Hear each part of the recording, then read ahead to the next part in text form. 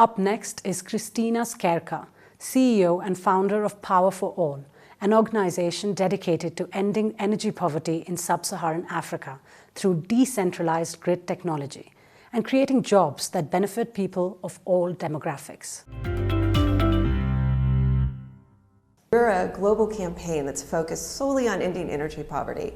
And because of the nature of the problem, we really focus on promoting and accelerating markets for decentralized renewable energy. So for example, that's a mini grid, that's a rooftop solar system, microhydro, that sort of thing.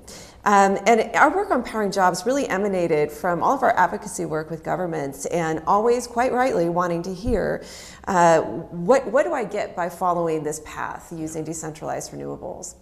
And the truth is until our Powering Jobs research, there wasn't definitive, statistically relevant data to really explain the numbers. So the great news is that renewables do provide better jobs for a broader diversity of people.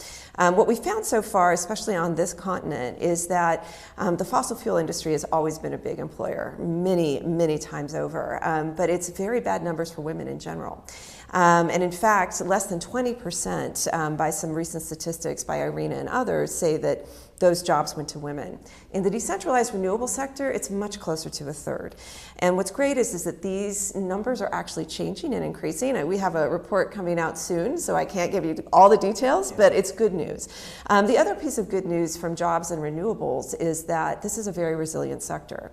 And what we've seen so far is not only that this sector has created as many jobs on par with traditional energy industries, but in fact, they've actually largely sustained their employment numbers through the pandemic. Yeah, and of course, when you talk about the pandemic, a lot has been said in terms of talking about how resilient the sector has been in terms of keeping up with the turbulence that the pandemic brought along with it. I'd love to hear your take in that particular area in terms of even the recovery process as the pandemic starts to ease up or subside.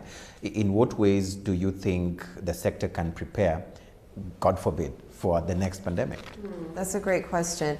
Well, I'm certainly not a pandemic expert, but I do know a fair about energy. And I think what we've seen so far from our partner companies, which are throughout over 90 countries around the world, is a fairly consistent line of sight that resiliency and being prepared for future pandemics really is founded in the type of energy that's offered. People always need energy. They need it to get through pandemics. They need it to get through all kinds of crises.